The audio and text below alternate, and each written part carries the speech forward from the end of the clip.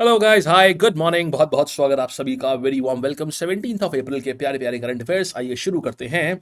कल मैंने आपको होमवर्क दिया था कि बिहू का आपको बताना है, तो आप लोगों ने बताया, बहुत बढ़िया। Rongali, Kongali and Bhogali, very good, बहुत बढ़िया। चलिए, ये है हमारे टॉपर्स। कल के क्विज होता है, फ्री क्विज है गाइस। वन लैप पर जाओगे आप लोग, और वन लैप पर जाकर के आपको वहां पर एक फ्री क्विज का, यहाँ देखो, यहाँ पर देखो, कहाँ गया, अच्छा एंड में होगा।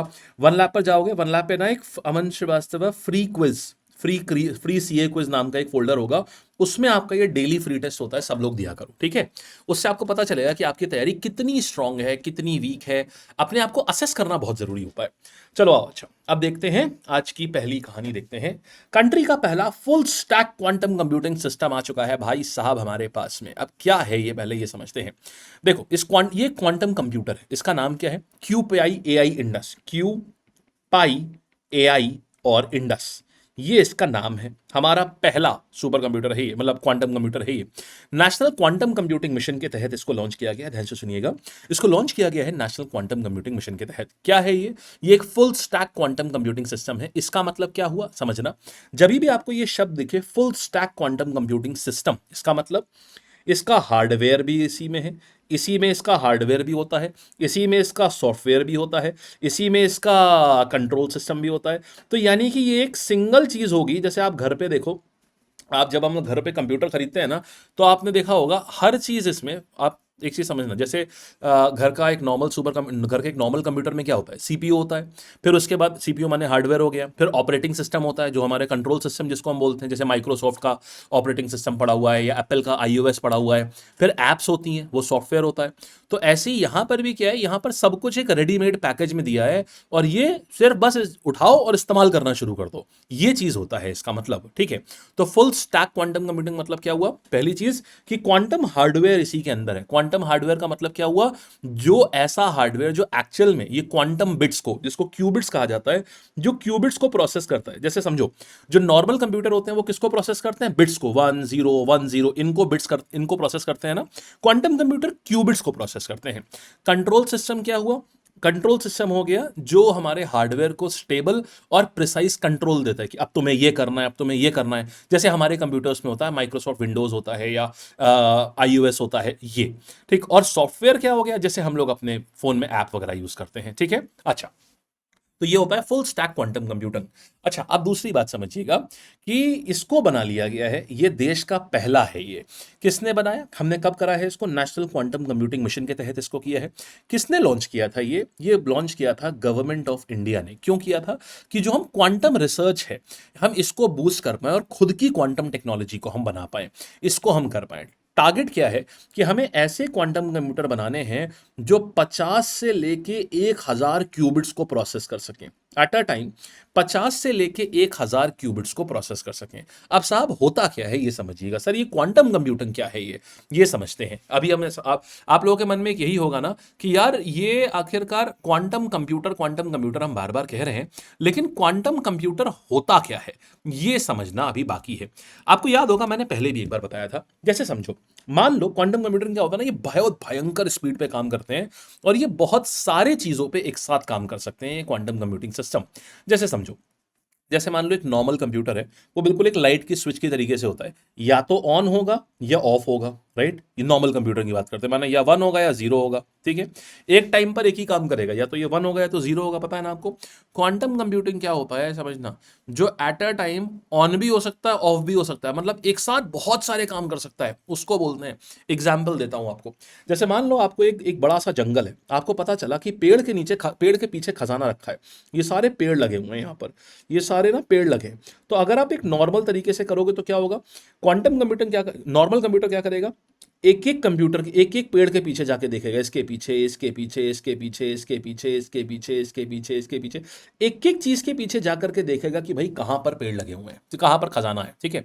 एक एक के पीछे जाकर के देखेगा। उसको क्या बोलते हैं? उसको बोलते हैं नॉर्मल कंप्यूटर। ये नॉर्मल कंप्यूटर ने काम किया। सुपर कंप्यूटर क्या करेगा? इसी चीज को बहुत तेजी से कर देगा, इसी चीज को बहुत तेजी से कर देगा, कि जो हम धीमे धीमे कर रहे हैं, सुपर कंप्यूटर उसी काम को बहुत तेज कर देता है।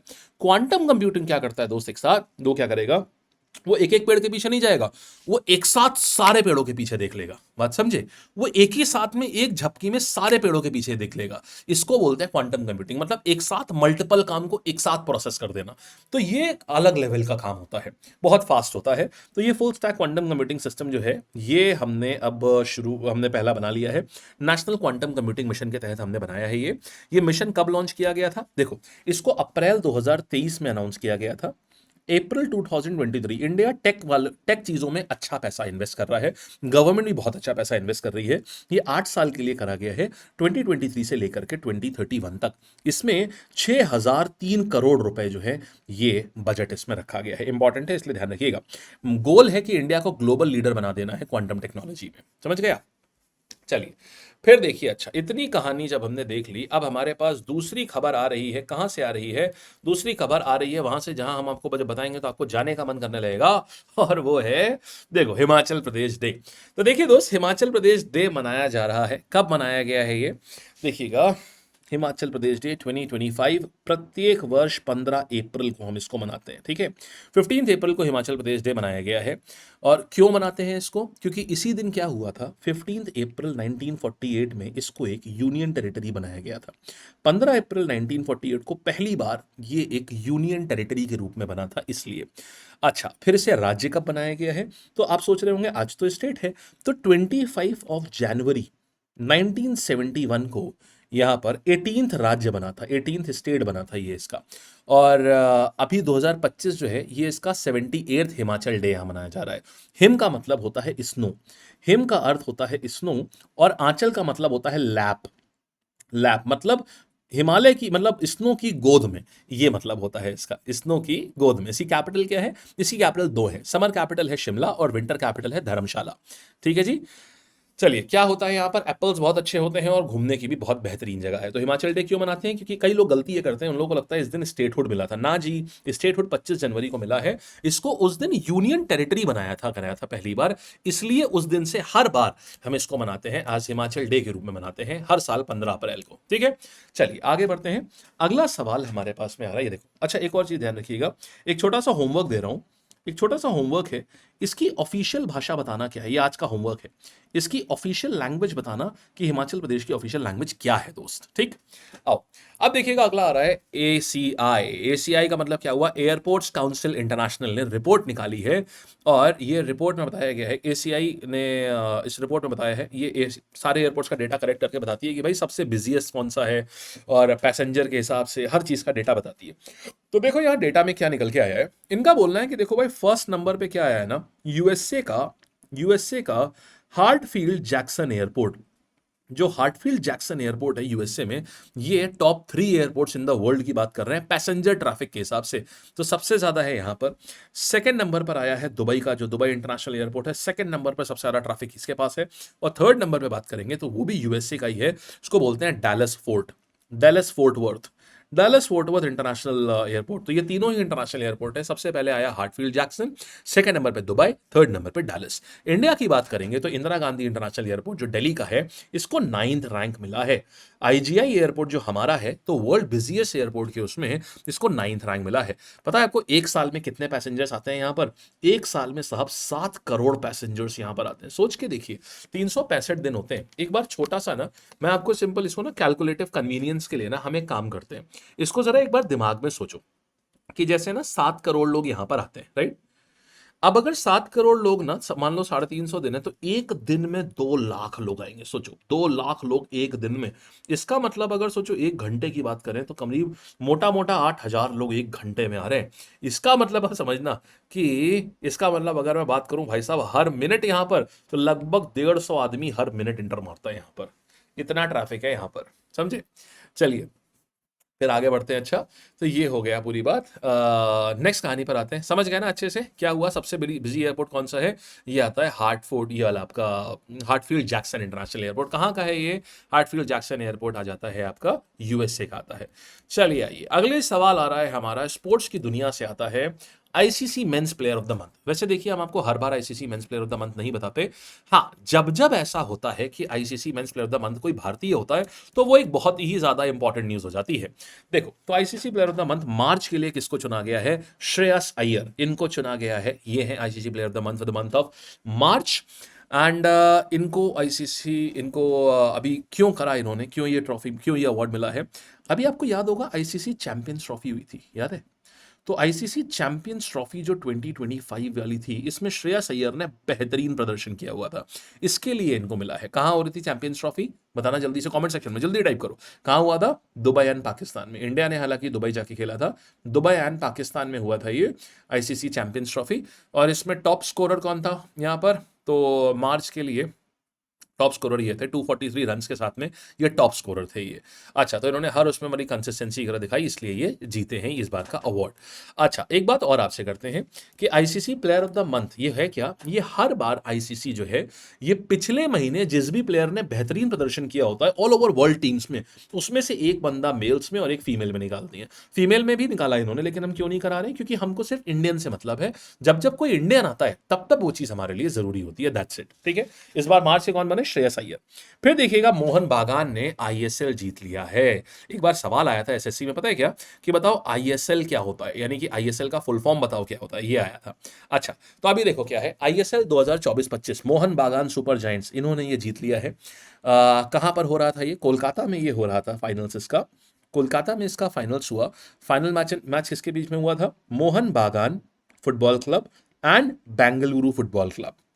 ये तो Bengaluru football club and Mohan बागान, इसमें बेंगलुरु को हरा दिया और मोहन बागान जीत गया। 11th एडिशन था यार इन आईएसएल का। आईएसएल क्या है? कई लोग गलती यहां ये कर देते हैं, इंडियन सॉकर लीग लिख देते हैं, जो कि गलत है। एग्जाम ने भी यही दिया था और मैक्सिमम लोगों ने इंडियन सॉकर लीग टाइप किया था। भाई ये है इंडियन सुपर लीग, ये ध्यान रखो। आईएसएल का मतलब होता है इंडियन सुपर लीग है ये। 11th एडिशन था और मोहन बागान का सेकंड विन है ये, दूसरी बार इन्होंने जीता है ये। ठीक है जी। अच्छा, और इसके बाद हाँ एक और चीज आपको बता दें, 2023 में ही इनका नाम मोहन बागान सुपर जायंट पड़ा है। मोहन बागान सुपर जायंट, इसके पहले इनका नाम पता है क्या था?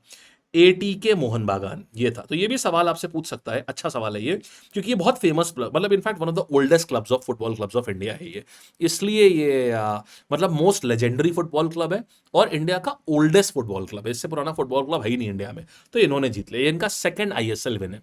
अच्छा, एक और चीज पूछता हूं, मोस्ट आईएसएल किसने जीता अभी तक की?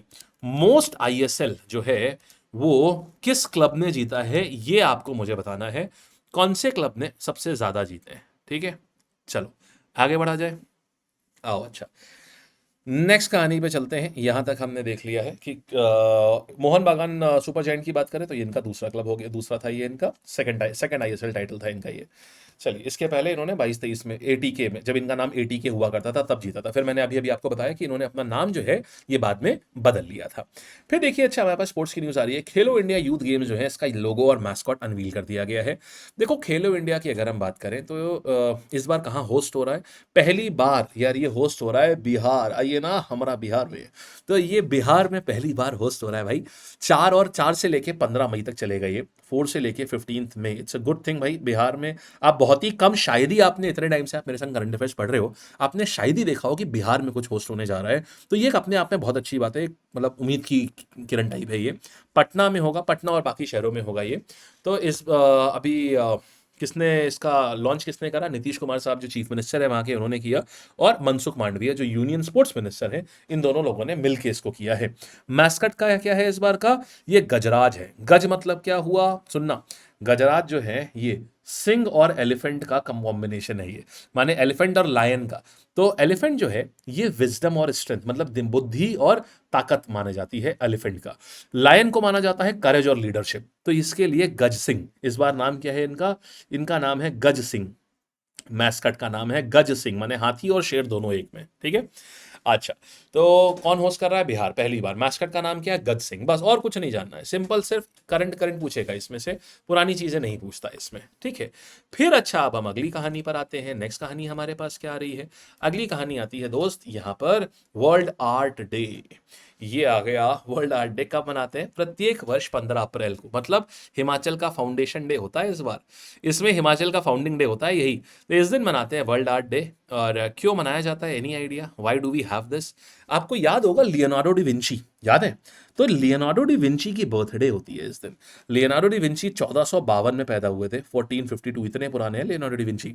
तो लेजेंडरी आर्टिस्ट है लियोनार्डो डी विंची। 15 अप्रैल 1452 में, 15 अप्रैल 1452 में ये पैदा हुए थे।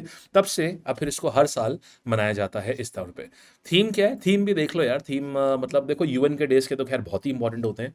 ये भी देख लो, art for unity and healing, ये इसका थीम है। पहली बार कब मनाया गया था? 2012 से इसकी शुरुआत करी गई है। ये 2012 से इसकी शुरुआत करी गई है ये। और मेक्सिको में इसकी शुरुआत करी गई थी पहली बार। इस बार हम लोग जो है क्या सेलिब्रेट कर रहे हैं? ये 15 अप्रैल को कौन सा इवेंट इस बार, कौन सा एडिशन आ जाएगा? तो 12 से लेके ये, यानी 14वां एडिशन हमारे पास इस बार आ जाएगा। 14th एडिशन हम लोग इस बार इसका सेलिब्रेट कर रहे हैं। हालांकि एडिशन आपसे ना, इसमें एग्जाम में एडिशन आपसे इसका नहीं पूछेगा। ठीक है, चलिए अब सवाल देखते हैं कि हमें कितना आया। ये देखो, ये टेलीग्राम चैनल है, इसको भी जरूर ज्वाइन कर लेना सभी लोग। पीडीएफ, पीवाईक्यू और सारे नोटिफिकेशंस वगैरह ना इंपॉर्टेंट, ये सब इस पे आते हैं। तो क्यूपीआई इंडेक्स की बात कर रहे हैं, कौन से मिशन के तहत लॉन्च हुआ है? नेशनल क्वांटम मिशन के तहत क्यूपीआई इंडेक्स लॉन्च हुआ है। ठीक है, क्यूपीआई इंडस। फिर हम बात करेंगे यहाँ पर नेशनल क्वांटम मिशन अनाउंस करा है गवर्नमेंट ऑफ इंडिया ने। यार ये कब किया हुआ है? तो नेशनल क्वांटम मिशन जो भारत सरकार ने अनाउंस किया है ना, ये अप्रैल 2023 में, बताया था ना अभी आपको। फिर देखिएगा यहाँ पर, ये हो गया। नेक्स्ट हमारे पास हिमाचल प्रदेश डे जो है, ये कब आ रहा है? 15 अप्रैल को हो रहा है। फिर देखिएगा 2024 में एयरपोर्ट, इसमें दिल्ली को कौन सी रैंक मिली है? नवी रैंक मिली है। फिर आइएगा यहाँ पर क्या होगा? आईसीसी मेंस प्लेयर कौन बना है? श्रेयस अय्यर बने हैं। फिर देखिएगा 11th एडिशन किसका आया है? मोहन बागान ने जीता है, या इन्होंने जीता है? किसने जीता है? Come on answer fast. It is, ये नहीं, ये तो पुराना नाम था, इन्होंने जीता है सेकंड एडिशन। 11th एडिशन जो हुआ है, सेकंड इनका टाइटल है। वर्ल्ड आर्ट डे कब मनाते हैं? लियोनार्डो डी विंची की बर्थडे पे मनाते हैं, 15 अप्रैल को। Right, that's it guys. यहां तक होते हैं, यहां पर होती है सारी कहानी समाप्त। ऑलराइट, यहां होती है हमारी सारी की सारी कहानी होती है समाप्त। ये थे आपके सारे के आज के करंट अफेयर्स। ठीक, कहाँ होता है? देखो, टेस्ट में जाओगे, सुनो, टेस्ट में जाओगे, ये वन लैब पे क्लिक करना। करंट अफेयर्स का टेस्ट देखो, फ्री टेस्ट होता है डेली। वन लैब पे क्लिक करना। वन लैब पे क्लिक करने के बाद आप यहाँ पॉपुलर कोर्सेज में आओगे ना, इसमें आपको हमारी टेस्ट सीरीज मिल जाएगी। इट्स अ फ्री टेस्ट होता है करंट अफेयर्स का। ठीक है, जरूर दिया करो उसको। कूल, चलिए, अच्छा बाय करते हैं, टाटा करते हैं, take care and all the best. Okay जी, बाय बाय।